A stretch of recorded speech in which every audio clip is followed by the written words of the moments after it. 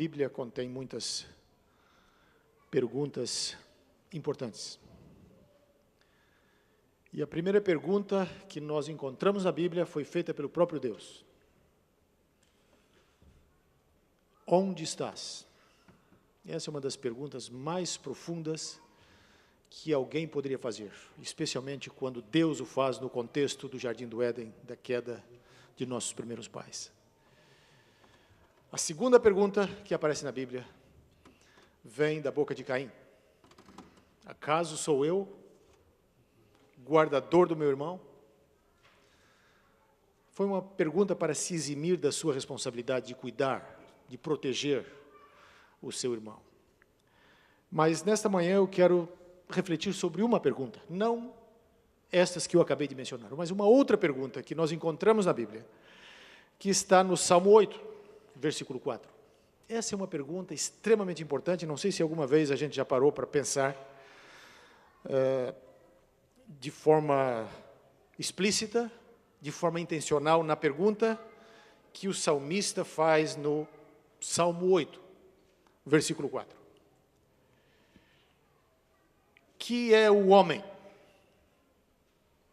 que dele te lembres, e o filho do homem para que o visites. Que é o homem?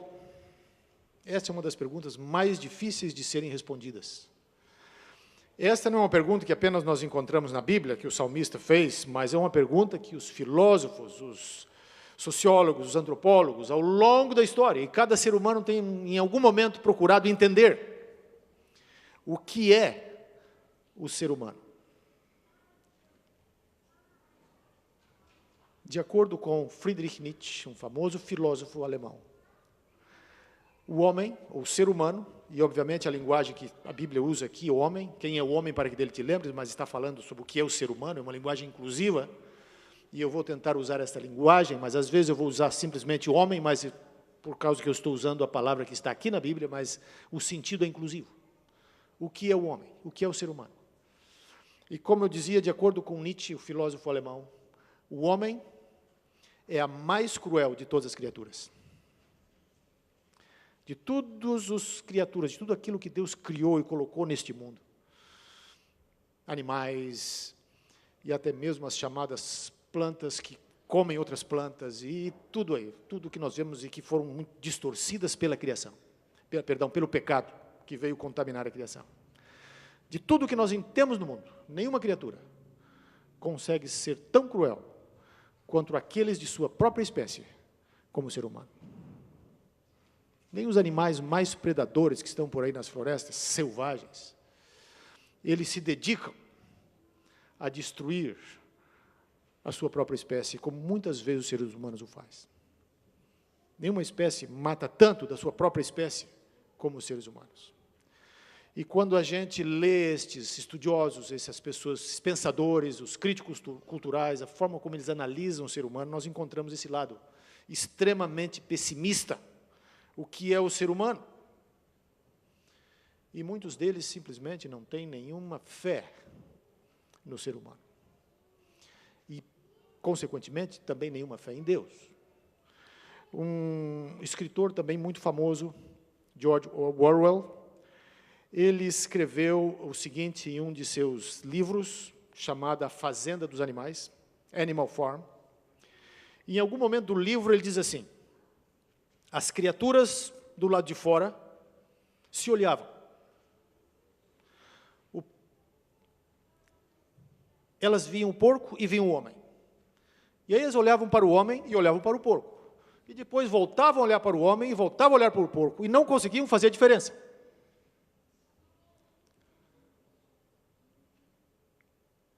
Um outro indivíduo também disse o seguinte: na média, qualquer cachorro é melhor que um homem. Outra interessante aqui. Há dois tipos de seres humanos. Os santos que se consideram pecadores e os pecadores que se julgam santos.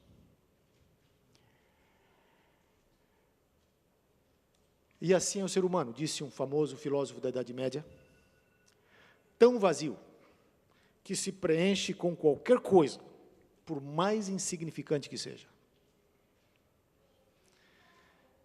E eu vou terminar com essas citações aqui de pensadores para dedicar tempo para a reflexão naquilo que o Salmo 8 fala sobre o ser humano.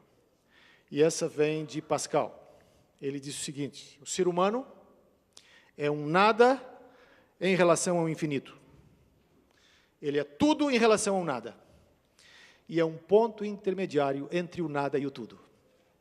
Talvez vocês não tenham entendido, eu também não entendi, só estou citando aqui porque eu achei bonito. Mas o que a Bíblia diz a gente pode entender. O Salmo 8 vai responder essa pergunta, vai refletir o que é o homem, o que é o ser humano, o que é o homem para que dele te lembres. E para entendermos o que é o ser humano, do ponto de vista bíblico, e especialmente do ponto de vista do Salmo 8, nós temos que entender algumas coisas, mas eu creio que seria bom agora a gente ler o Salmo 8, e eu vou lê-lo aqui, vocês podem acompanhar na Bíblia, aqueles que a trouxeram. É um salmo curto, e aí nós vamos refletir o que é o ser humano do ponto de vista do Salmo 8. Ó Senhor, Senhor nosso, quão magnífico em toda a terra é o teu nome, pois expuseste nos céus a tua majestade. Da boca de pequeninos e crianças de peito, suscitaste força por causa dos teus adversários, para fazer emudecer o inimigo e o vingador. Quando contemplo os teus céus, obras dos teus dedos, a lua e as estrelas que estabeleceste, que é o homem que dele te lembres, e o filho do homem que o visites. Fizeste-o, no entanto, por um pouco menor do que Deus, e de glória e de honra o coroaste. Deste-lhe domínio sobre as obras da tua mão, e sob seus pés tudo lhe puseste. Ovelhas e bois, todos e também os animais do campo, as aves do céu e os peixes do mar, e tudo o que percorre as sendas dos mares. Ó Senhor, Senhor nosso, quão magnífico é o teu nome em toda a terra.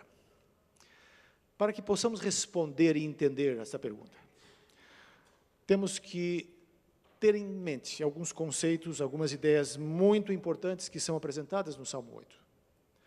E nós vamos refletir sobre elas agora. A primeira é o fato de que Deus nos criou.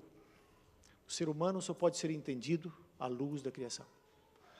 Se a gente renunciar à criação, se a gente partir por um modelo evolucionista para explicar a origem do ser humano, então nós vamos chegar mais ou menos onde esses filósofos e pensadores que eu acabei de ler para vocês estão dizendo.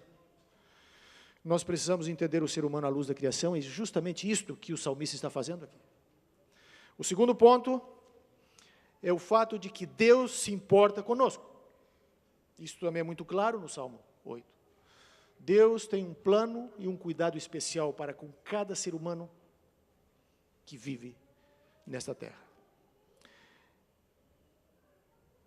E, finalmente, o Salmo diz que, não apenas isso, Deus elevou o ser humano a uma posição especial, a uma posição que Ele não concedeu a nenhuma outra criatura, mas Ele concedeu essa posição, este status, este privilégio ao ser humano. Então, vamos começar com a primeira parte. E o primeiro conceito fundamental do Salmo é que Deus é o nosso Criador. O valor, a dignidade e a verdadeira posição do ser humano só pode ser entendido à luz da criação. E o salmista, é interessante aqui no verso 3, ele parece que consegue entender um pouquinho o ser humano quando ele diz no verso 4, quando contemplo os teus céus, obra dos teus dedos, a lua e as estrelas que estabeleceste, quem é o homem para que dele te lembres? A implicação, a princípio, e aí há dois polos que existem aqui nesse salmo, dois lados da mesma moeda. Em primeiro lugar é o seguinte, quando a gente olha para o cosmos, quando a gente olha para o céu, a gente conclui que nós não somos nada. E eu creio que esta foi a primeira impressão do salmista, quando ele olhou para a lua, para as estrelas, para o céu, para o universo. ele olhou essa grandiosidade daquilo que Deus criou no cosmos, ele disse, quem é o ser humano? Quem sou eu? Eu não sou nada. Às vezes, talvez seja bom a gente olhar para as estrelas, para a gente entender quão pequenos nós somos. Um dos grandes problemas do ser humano é se sentir o centro do universo. E muitas vezes querer ocupar o lugar do próprio Deus. Quando a gente olha para o céu, a gente contempla a magnitude da criação, o tamanho das estrelas, a distância que separa uma estrela da outra. E a estrela mais próxima de nós, que é o Sol, e que de fato move todo o sistema solar, é apenas uma das estrelas entre bilhões de estrelas. Não é a maior, mas uma estrela insignificante comparada com muitas outras. O nosso planeta, comparado com o cosmos, só com a nossa galáxia, não é mais do que um grão de areia num universo infinito de bilhões de todo tipo de planeta. Há coisas no cosmos que nós simplesmente não conseguimos entender, que são grandes demais para o nosso cérebro raciocinar e pensar e conceber. Aqui em Greenbelt, há um centro da NASA, e eles estão com um projeto agora de estudar as estrelas de nêutrons. Estes são um dos objetos mais estranhos, mais misteriosos do universo. Uma estrela de nêutron é uma estrela, provavelmente 20 vezes maior do que o Sol, mas que ela, em algum momento, acaba o combustível, e aí ela entra em colapso pela força da própria gravidade, e ela assume um tamanho de mais ou menos, aí eles dizem, 20 milhas de largura. Toda essa matéria, tudo isso se contrai, e ela se concentra, e ela atinge um poder, uma força gravitacional quase infinita. Os cientistas calculam que uma colher de chá do material dessa estrela, se ele fosse pesado aqui na Terra, ele pesaria 1 bilhão de toneladas, devido à concentração de matéria. Então, nós não entendemos isso. Quando a gente olha para o universo, isso é apenas um detalhe, entre bilhões. A estrela de nêutron mais próxima da Terra está, provavelmente, entre 250 e 1.000 anos de distância, anos-luz da Terra. Estão muito longe. Porque se a gente chegasse perto de uma estrela dessa, a gente seria atraído e sugado imediatamente. Para não falar naquilo que eles chamam de buraco negro, que é um outro elemento do universo que ainda está sendo estudado. Então, quando a gente olha para essas coisas, e a gente olha para a gente, quem somos nós? Às vezes é bom olhar para o universo, porque há coisas, às vezes, na vida da gente que parecem ser tão graves. Alguém olha com a cara atravessada para a gente sente tão mal. Alguém deixa de reconhecer alguma coisa boa que a gente acha que fez e merece elogio, a gente já se sente desanimado. Mas, de fato, olhando para o universo, a gente percebe que a gente não é nada. E esta é a primeira lição que o Salmo 8 está extraindo para responder à pergunta, à luz da criação. Quem é o homem? Quem é o ser humano? E a pergunta é óbvia. O ser humano é nada. O ser humano é de pó. É apenas um fragmento de poeira e mais nada. Quando somos tomados por orgulho, quando achamos que somos melhores do que outros, quando achamos que necessitamos receber o centro das atenções, às vezes é bom olhar para fora e ver quão pequenos nós somos. Jó precisou aprender essa lição, porque Jó começou a reclamar e a se queixar para Deus com todo o seu sofrimento. No capítulo 3, Jó faz uma longa lamentação, e ele pede para que Deus agora desfaça a própria criação, que tudo volte a ficar escuro, que o dia que ele nasceu seja amaldiçoado, e ele começa com toda aquela ladainha, e no final do livro, Deus aparece para Jó. Não para responder a pergunta que era feita ao longo do seu sofrimento, por que eu estou sofrendo? Eu sou inocente. Mas no final, Deus aparece para Jó apenas para fazer algumas perguntas para Jó. E uma das perguntas era, e todas elas basicamente nessa linha, onde estavas tu quando eu lançava os fundamentos da terra? Onde estavas tu? Quem tu pensas que é? Então, Deus precisou aparecer para Jó e colocar Jó no lugar dele, para que ele pudesse entender quem ele era, para que ele pudesse responder um aspecto desta pergunta: quem é o ser humano? Portanto, para os arrogantes e orgulhosos, aquele que se acha no centro de tudo, é importante olhar para o cosmos e entender que nós não somos nada. Na Associação Geral, vocês que já visitaram ali, se forem na presidência, na tesouraria, na secretaria e em diferentes departamentos, tem uma lista de nomes dos que ocuparam anteriormente aquela posição. Então, tem lá, se for a sala do presidente, na antessala haverá lá uma lista de todos os presidentes da igreja, desde o início, Tiago White até hoje. Todos aqueles anteriores ao atual têm duas datas: a data em que ele começou e a data em que ele terminou. As únicas datas em aberto são aquelas dos que estão ocupando as posições atualmente em todas as áreas. E eu, às vezes, gosto de pensar numa coisa: todas as datas que estão aqui, um dia, que estão abertas, por alguma razão, haverá o ponto final. E outro vai entrar, a menos que Jesus volte. E não apenas isso. Na nossa própria história pessoal, todos nós temos a data do nosso nascimento. Mas em algum momento, por alguma razão, pode demorar, pode vir mais tarde, mais cedo, mas haverá uma outra data. A menos que Jesus volte antes. Então, esta é a lição primeira que nós aprendemos com o Salmo 8. Quem é o homem?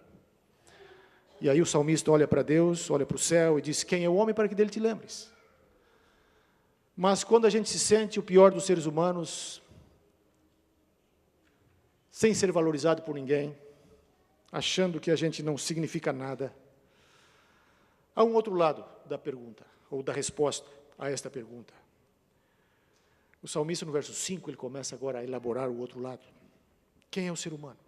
Aí ele diz assim: fizeste-o, no entanto, por um pouco menor do que Deus, e de glória e de honra o coroaste.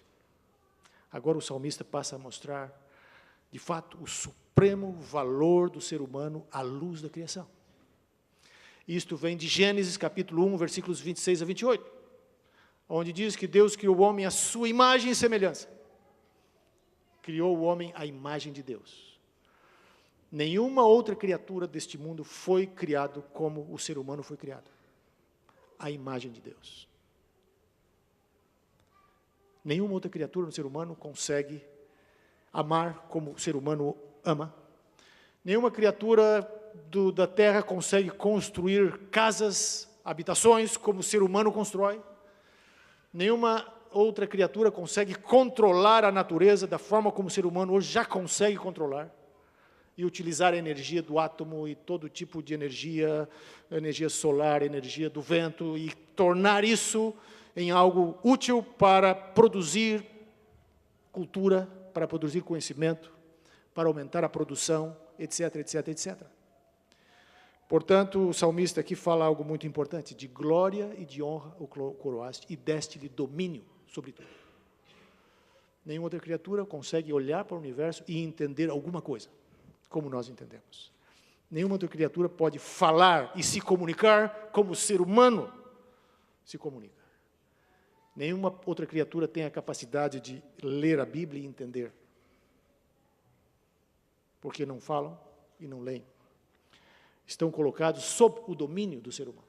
Mas o ser humano foi dotado dessa capacidade, de se comunicar, de falar, e de se comunicar com Deus, de forma que nenhuma outra criatura consegue.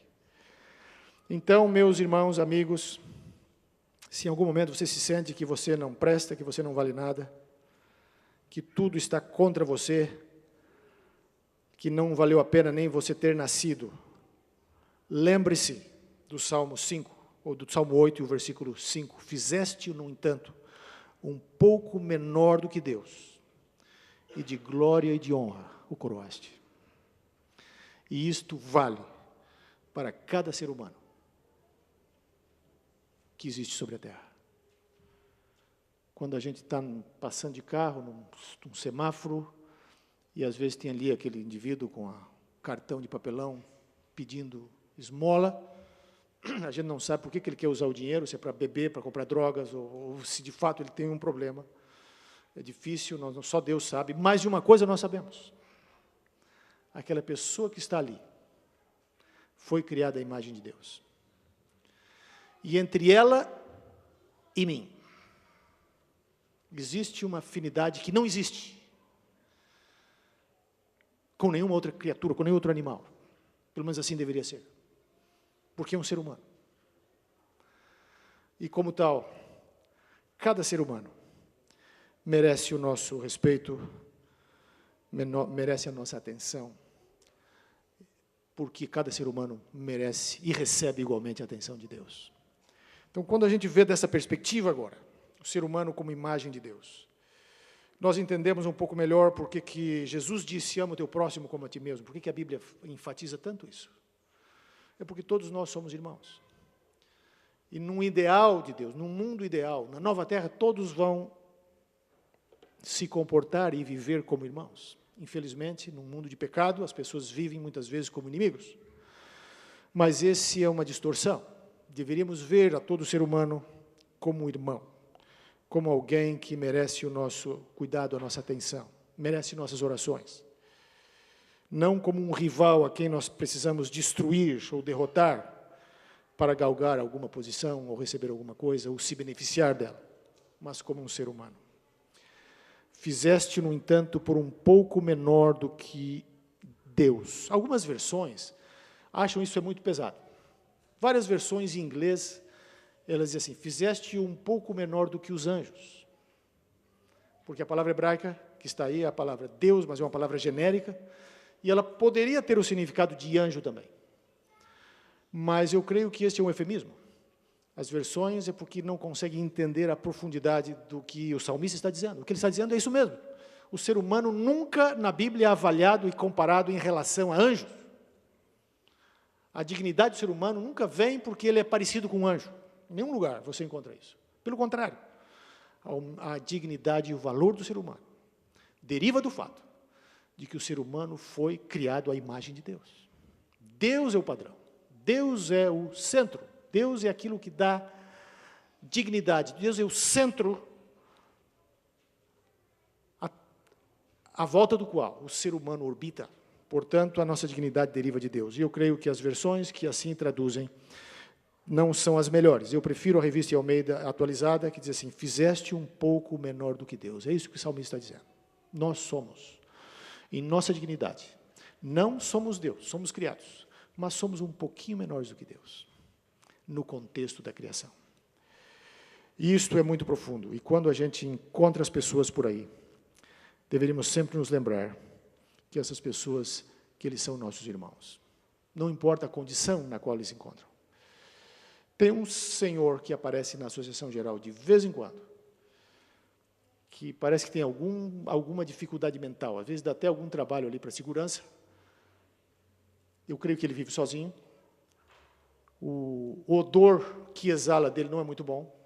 De vez em quando ele leva lá uma pilha de material que ele vai colecionando ao longo do tempo, ele tem umas ideias lá e ele quer levar para o Instituto de Pesquisa Bíblica avaliar o material dele. Ele chega lá, e aí ele leva, eu recebo o material, uma semana depois ele passa lá para buscar o material. Ele volta, na outra semana ele volta dizendo que ele acrescentou mais material, que ele gostaria que a gente olhasse. E às vezes eu desço lá para falar com ele e tal, mas eu vejo aquela condição. Mas, em última instância, aquele indivíduo é um ser humano. E existe algo entre ele e eu, que não existe entre mim e os animais, ou em outras criaturas. Então, essa visão do ser humano como imagem de Deus, ela é fundamental até para os direitos humanos. Nós temos tantos problemas hoje no mundo, porque as pessoas não conseguem entender que todos nós fomos criados pelo mesmo Deus e há uma fraternidade, há uma irmandade que une a todos os seres humanos. E esta é a motivação para nós amarmos as pessoas e para nós pregarmos o Evangelho. Porque o que nós queremos é salvar nossos irmãos, salvar nossos co-irmãos, nossas criaturas que também foram criadas à imagem de Deus como nós o fomos, e que são imagem de Deus como nós o fomos. Esse é o ponto fundamental. Quem é o homem? Essa é a pergunta. O homem não é nada, do ponto de vista do Salmo 8, não é nada. Não é mais do que um fragmento de pó. Esse é um lado da resposta. O outro lado é, o ser humano é um pouquinho menor do que Deus, capaz de grandes coisas. Por causa do pecado, o ser humano pode infligir mal e sofrimento indescritíveis. Mas, porque o ser humano é criado à imagem de Deus, um ser humano pode fazer coisas extraordinárias. Que quando a gente olha para o sacrifício de algumas pessoas, para a dedicação de algumas pessoas, a gente pensa, só Deus poderia fazer isso. Às vezes eu penso nesse pessoal, por exemplo, que se forma em medicina, e ao invés de ganhar dinheiro e trabalhar, eles vão lá para a África, vão para a Ásia, vão se expor a doenças, e se expor a todo tipo de situações, muitas vezes insalubres, porque querem ajudar outros seres humanos. Por que o ser humano pode fazer isso? Porque o ser humano é criado à imagem de Deus. E por mais que o pecado tenha distorcido esta imagem, existem elementos, existem aspectos dessa imagem que ainda não foram destruídos. Portanto, cada ser humano, por mais complicado, por mais difícil que seja, permanece em imagem de Deus. Por mais distorcida que essa imagem esteja, esta imagem ainda está ali. Mas esse é o primeiro passo. O primeiro ponto nessa questão da pergunta, quem é o homem? Deus nos criou. O segundo ponto, que o salmista explica, muito bem explicado, e também está implícito no que ele está dizendo, é o verso 4, que é o homem que dele te lembres, e o filho do homem que o visites. Este verbo é importante. A ideia do salmista aqui é que Deus se importa com o ser humano. Deus toma o ser humano em consideração. No grande esquema da criação, da organização do cosmos, em que há bilhões e bilhões ou trilhões de estrelas, não conseguimos nem imaginar essas distâncias, esse tempo que se levaria para atravessar de uma a outra, e Deus sustenta tudo isso, não obstante isso, neste grãozinho de areia que é esse planeta, onde Deus colocou o ser humano. Deus se importa com ele. Deus o visita, de acordo com o salmista. E essa palavra visitar, traduzido por visitar, tem vários significados na Bíblia, pode ser inspecionar, verificar, conferir, e por aí vai. Mas eu creio que no contexto aqui a ideia mais é de que porque quem é o filho do homem para que tu te importes com ele, para que tu ligues para ele. Porque do ponto de vista do salmista, quando ele olha para o céu e para as estrelas, o ser humano não é nada. O ser humano é só um grão de areia, ou um fragmento de um grão de areia. Mas não obstante, de acordo com o que ele está falando aqui no verso 4, Deus se importa com o ser humano. Deus cuida do ser humano. Então, esse é um ponto fundamental, que a Bíblia nos revela, já começa com a criação. Deus se importa, faz diferença as decisões que nós tomamos.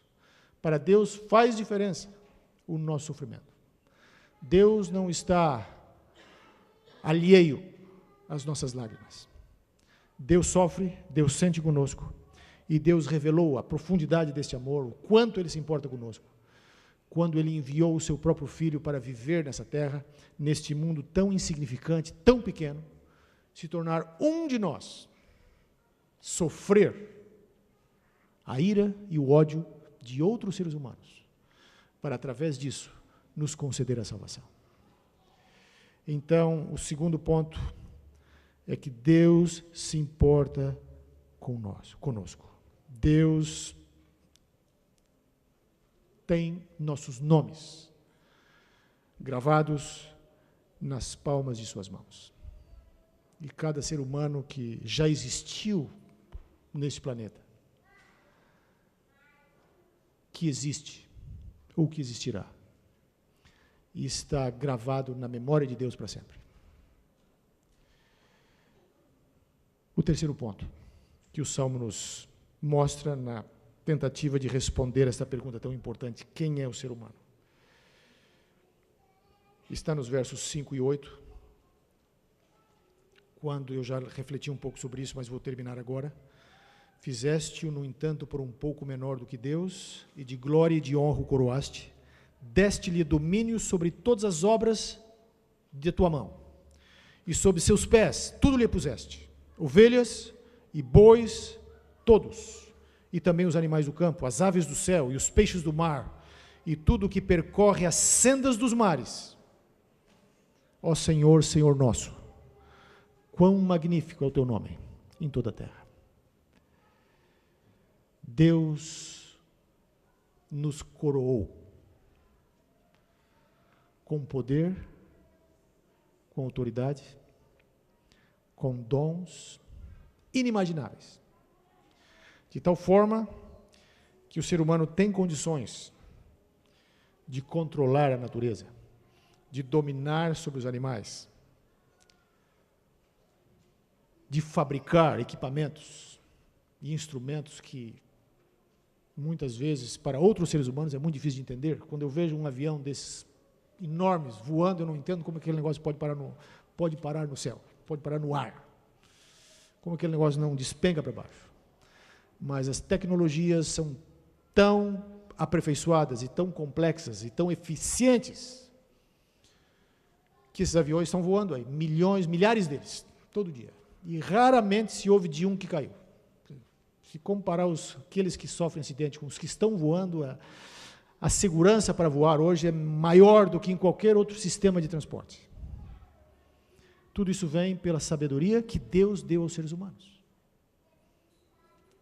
E Deus deu essa sabedoria na criação para o ser humano cuidar da natureza, cuidar da criação. Usar este conhecimento para o bem. Cuidar do jardim, Deus disse. Deus colocou o ser humano no jardim para cuidar dele. No capítulo anterior, capítulo 1, a Bíblia diz que Deus disse para o ser humano, para o homem, no caso ali, o homem e a mulher, vocês devem dominar sobre a criação. Mas não o domínio predatório que os seres humanos exercem hoje por causa do pecado. Eles querem se aproveitar da natureza. Mas o domínio de cuidar, de proteger. O domínio sobre a terra não era o domínio para simplesmente destruir as árvores, destruir as florestas, queimar tudo, mas o domínio de cuidar do jardim, expandir o jardim, tornar a terra inteira um jardim do Éden. Eu imagino que se não houvesse pecado, o ser humano que começaria a trabalhar no jardim, ele ia fazer aquele jardim se expandir, ele ia plantar mais árvores, e no final, dentro de algum tempo, a terra toda seria o jardim do Éden. Não apenas um pedacinho de terra ali no Oriente Médio. Mas o pecado distorceu isso. Violou o plano de Deus. E o ser humano, que foi coroado para ser o protetor da criação, se tornou o predador dela. Mas, não obstante, o Salmo deixa bem claro, respondendo à pergunta, quem é o ser humano? O Salmo deixa bem claro que Deus coroou o ser humano com criatividade, com autoridade, com poder, com qualidades que nenhuma outra criatura possui, somente o ser humano, que é a imagem de Deus. Assim, caros irmãos, caros amigos, quem é o ser humano? O ser humano não é nada, mas o ser humano é a mais importante e o objeto supremo da atenção de Deus neste planeta. Se nós entendermos isso e incorporarmos isso à nossa cosmovisão, à nossa forma de ver a realidade, eu creio que a gente vai viver vidas um pouco mais, talvez menos estressadas e mais felizes. A gente vai aprender a colocar os nossos fardos, os nossos problemas nas mãos de Deus. E a gente vai entender que no contexto da vida, nós não somos o centro do universo. O centro do universo é Deus. E a propósito, este salmo, ele faz a pergunta no meio do salmo. Quando a gente está na metade do salmo ali, versículo 4, ele faz a pergunta. É um salmo de 9 versos, mas o primeiro verso e o último verso são iguais praticamente. Repetem o mesmo conceito, a mesma ideia. Ó Senhor, Senhor nosso, quão magnífico é o teu nome em toda a terra. Assim se abre o salmo. E assim se fecha o salmo, porque o último verso repete o primeiro. O verso 9, ó Senhor, Senhor nosso, quão magnífico é o teu nome em toda a terra. Quando nós pensamos nas complexidades da natureza humana, da forma maravilhosa com que Deus nos criou, da maneira como Deus nos dotou de habilidades, de talentos, como Ele nos criou, como Ele cuida de nós, como Ele nos coroou com tantos dons e capacidades, nós não podemos deixar de exclamar como o salmista, ó Senhor, Senhor nosso, quão maravilhoso é o teu nome em toda a terra. Seja essa a nossa expressão de louvor e de gratidão. Cada dia de nossa vida é a minha oração, meu desejo para todos nós. Amém. Amém.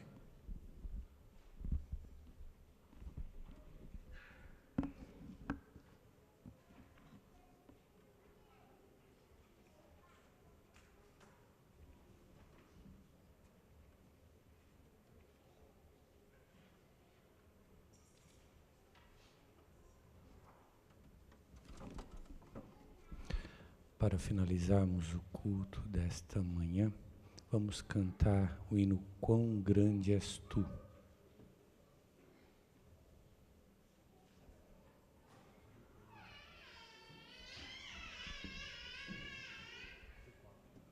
É o hino 34 do Inário Adventista.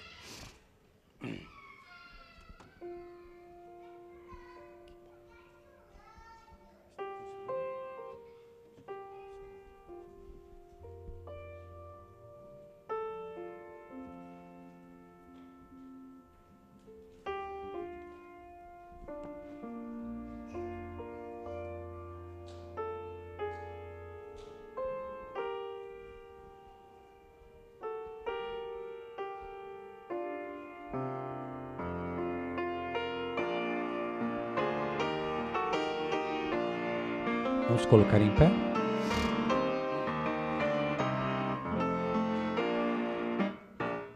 Senhor meu Deus, quando eu maravilhado fico a pensar nas obras de tuas mãos, estrelas me faz cintilar no espaço de teu poder em manifestação. Então minha alma canta-te, Senhor, quão grande és tu, quão grande és tu. Então minha alma canta-te, Senhor, quão grande és tu, quão grande és tu. Se ao caminhar por campos e florestas, escuto as aves belas a cantar. Se estendo o olhar do alto da montanha e a fonte além eu ouço a murmurar. Então minha alma canta-te, Senhor, quão grande és tu, quão grande és tu. Então minha alma canta-te, Senhor, quão grande és tu, quão grande és tu. Se penso então que sem poupar teu filho o enviaste pra morrer por mim, levando à cruz os meus pecados todos, para eu viver eternamente assim. Então minha alma canta-te, Senhor, quão grande és tu, quão grande és tu. Então minha alma canta-te, Senhor, quão grande és tu, quão grande és tu. E ao vir Jesus em resplendor e glória, para levar-me ao lar dos filhos seus, prostrar-me-ei em gratidão infinda e exclamarei, quão grande és tu, meu Deus. Então minha alma canta-te, Senhor, quão grande és tu, quão grande és tu.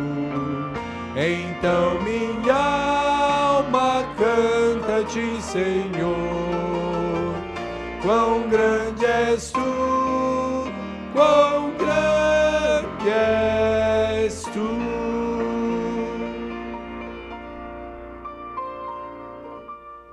Que o amor de Deus Pai, a graça do Senhor Jesus Cristo e a comunhão do Espírito Santo sejam com todos vós.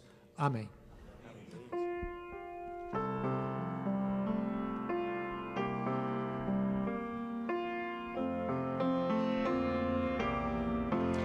Em paz eu vou ouvir a voz de Deus. Em paz eu vou. Estou feliz. Achei abrigo em sua casa, em paz estou com meu Jesus. Achei abrigo em sua casa.